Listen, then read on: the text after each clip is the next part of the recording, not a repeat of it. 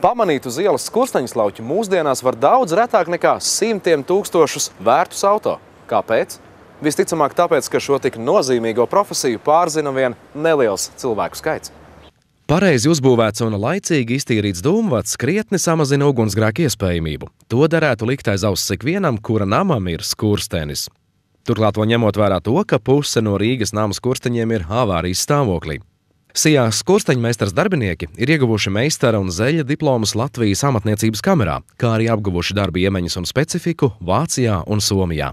Viņi ne tikai tīra dūmvadus, bet piedāvā arī mehāniskās ventilācijas sistēmu tīrīšanas darbus, kā arī, ja nepieciešams, veids kvalitatīvu skursteņa remontu. Katrā mājā ir jābūt siltumam, katrā mājā ir jābūt pavārdam.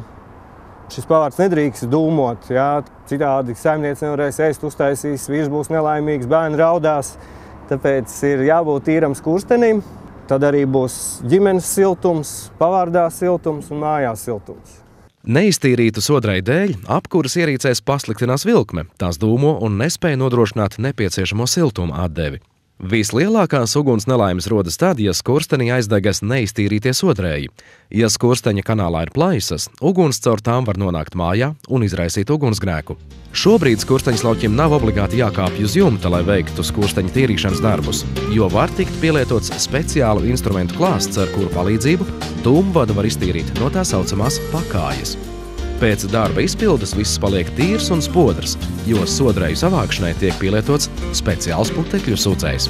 Viens no senākajiem un drošākajiem skursteņa veidiem ir ķieģeļu skurstenis. Tāds piemērots apkuras ierīcēm ar augstu izejošo dūmgāzu temperatūru, pirtskrāsnīm, malkas pavardiem, podeņu krāsnīm un kamīniem ar atklātu kurtuvi.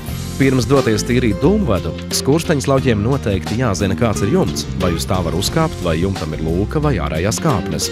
Uz sarežģītākiem jumtiem parasti skursteņslauķi strādā divatā. Darbs nav viegls un var būt pat arī bīstams, jo tas dažkārt tiek veikts ļoti lielā augstumā. Tāpēc būtiski ir gan laika apstākļi, gan jumta segums skursteņslauķu drošībai. Kad skursteņslauķis ticis uz jumta, viņam vēl jāuzrāpjas uz skursteņa un tad jāliek lietā vissvarīgākais darbarīgs – lēne. Tā ir garā virvē iesieta birste, kuras galā vēl piestiprināts smags atsvars, lai to varētu vieglāk nolaist līdz skursteņa pakājai.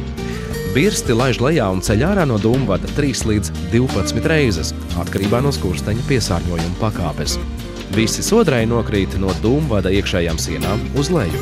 Pagrabā vai mājas pirmajos stāvos ir lūciņas, pa kurām sodrējus izgrābj ārā. Skursteņslauķis stāsta, ka dienā varot iztīrīt līdz pat 20 skursteņu, ja visas mājas atrodas blakus un nav jātērē laiks pārbraucieniem. Tā kā uzņēmumā strādā 3 skursteņslauķi, nav grūti aprēķināt, cik daudz skursteņu dienā tie pa visiem spēj iztīrīt. Sijā skursteņmeistars veids kvalitatīvu veco skursteņu remonta darbus, ievietojot tajā nerūsējošā tērauda vai keramikas oderes. Ja skurstenis izbūvēts sen un ķieģeļi visā tā garumā vairs nav blīvi, vajadzīga oderēšana. Šajā gadījumā uz skursteņa tiek nostiprināta speciāla vinča, ar kuras palīdzību līdz pat kanāla pakājai tiek ievietota keramikas odere. Vispopulārākais dūmvadu atjaunošanas veids ir to oderēšana ar nerūsējošā tērauda caurulēm, kas var būt dažāda diametra un formas. Nerūsējošā tērauda oderes piemērotas dažāda kurināmā veida izmantošanai, taču vislabāk tās būtu izmantot gāzes apkurei vai apkuras katliem ar šķidro kurināmo.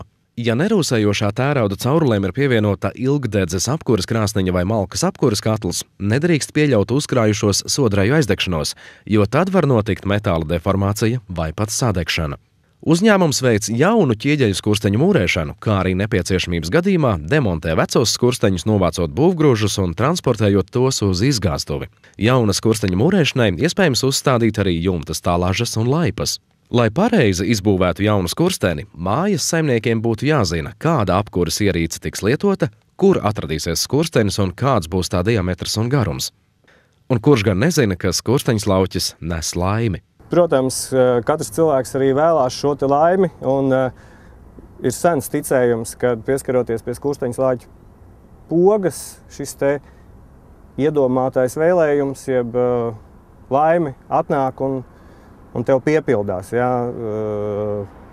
Tā arī noteikti notiek, jā. Ne par velti cilvēki šo arī tradīciju piekopj, tad ir jāturās pie šīs skursteņslauķa pogas, jāievēlās vēlēšanās, un noteikti šī vēlēšana arī piepildīsies. Ir vēl kāds ticējums laimes iegūšanai.